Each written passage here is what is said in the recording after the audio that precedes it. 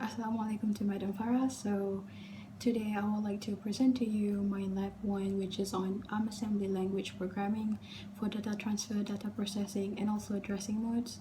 So the learning outcomes for this lab is to write simple assembly language programs for the ARM microcontroller using data transfer and data processing instructions and also addressing modes, and to execute the program using the ARM kill editor, assembler, and simulator.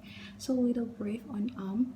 The ARM microcontroller has many registers to perform arithmetic and logic operations, and all the registers in ARM are 32-bit size. The microcontroller has 13 general purpose register and 3 special register called the stack pointer for R13, link register for R14, and also program counter for R15. So I would proceed this video by answering all the questions that I need to answer in this lab, and that is 5 questions. Question 1 asks us to write a program that would store 0 times 0 into R0 and then copy the content of R0 into R5, and then save this data into memory location of 0 times 400030, and we have to execute the program and explain the differences in the result, and also discuss the addressing modes of each instruction used. So as you can see here, because we want to store 0 0 times 30 into R0, we use the immediate data addressing modes to load R0 with this value. Same goes with this one. To copy the data of R0 into R5 into register 5, we also use the immediate data addressing modes. And then first, before we can store this data into the memory location, we have to load this into register first. So we would use LDR instruction, which also immediate data addressing mode, and then to load register 2 with this value, and then register 3 with this value.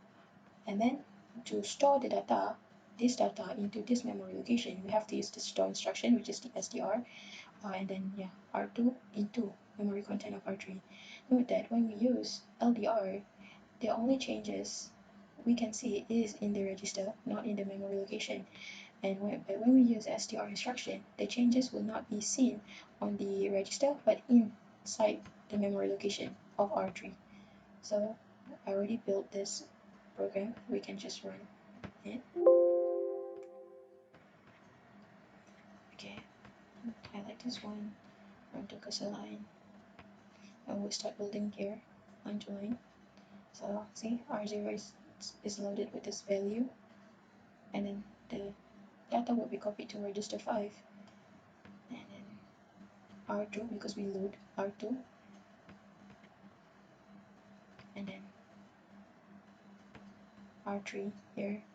See, at this part, there are no changes in the memory location, because when we use this instruction, only the register will change.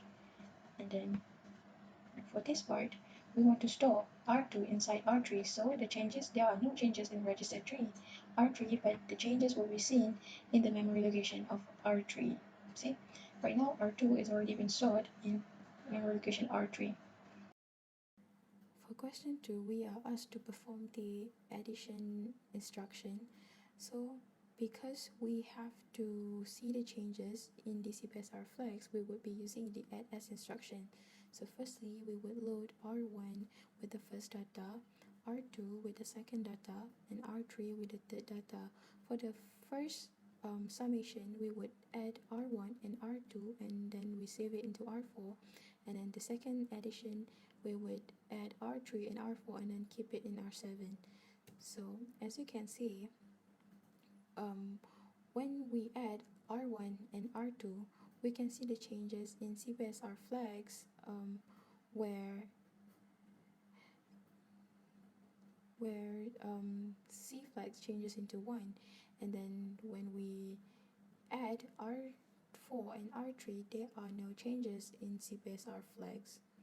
Next, question 3 asks us to write a program that would store 0 times 2936 FEDA in register 8, and then perform the following instruction on the content of that register 4 times. Okay, and these are the instructions. So as you can see, we will load R8 with the value, and then we will perform arithmetic shift right 4 times on R8, and the answer will be saved on register 9. And then same goes with this one. This line, we would perform logical shift left on R9, and then the answer would be saved into R10, and then again with rotation right, what would be performed on R10 4 times, and then we will keep the answer on register 11. Okay, because I already built the program, and then we can just run it. And here, highlight the line and then run to cursor. We will start building line by line. Okay, so as you can see, it already changes to the data that we loaded. And then R9, this is the answer when we perform arithmetic shift right on R8 4 times. This is the answer for LSL. And this one is the answer for ROR. Next, let's proceed to question 4. This question is pretty direct. They ask us to perform a logical OR for R1 0 times 6398 and R2 0 times 1DFE. So when R1 or R2, we would save the answer into register 3, and then after the operation we would get R3, which is 0 times 00007FFE. There are no changes in CPSR flag. Next, question 5, we would begin by loading R0 and R1 with their respective data, and then by using immediate data addressing mode, we would set R2 with 12, and this would act as a counter for this program. And then, as you can see here, we also use sub instruction and also compare, and we would, for sub instruction, we would subtract R2 with 1, and then we would compare R2 with 0, and then this is where looping will happen, where the programming will continue to loop until R2 is equal to 0, and this will happen 12 times.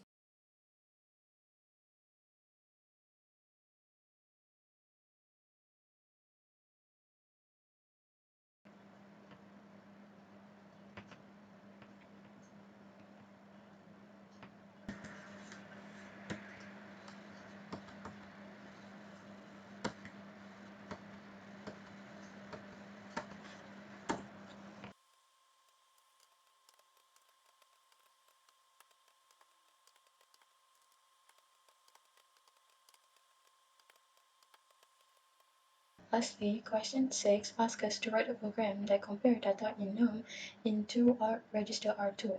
If the data is greater than 5, then store the data in memory location 0 times 400200000. Otherwise, add the data with 0 times 60 and store it in memory location of 400200010. Before that, we have to set the number with value 3 by using the EQU equation. Okay.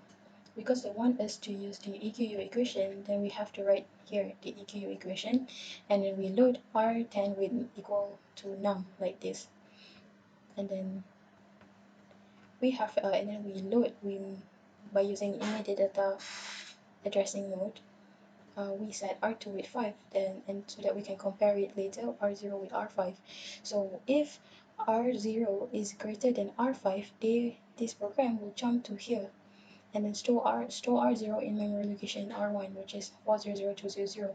And if not, they will perform here the addition of R0 with 0 times 60. So I have already built the program, so we're just going to run it now. Okay.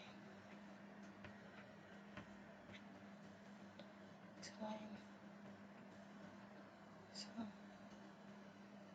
see R2, now we load R2, R1, and then R3. And then this part they will compare R0 with R2. So because R0 is lesser than R2, then we have to add register 0 with 10 times 60. So here, you see, it changes here. And then this would be kept in the memory location here. and that's it, because it doesn't loop because R0 is lesser than R2. In conclusion, this lab has taught me all the things that I need to know, basic things that I need to do in order for me to write better programming language next time. And while completing this lab, I also have received a lot of help from my friends as I was facing a little bit of difficulties answering the question because I couldn't get the desired outcome. So thank you for my classmate who has been helping me with the coding, and also Madam Farah herself for answering my question all the time. Thank you so much, and I will end this video here. Thank you.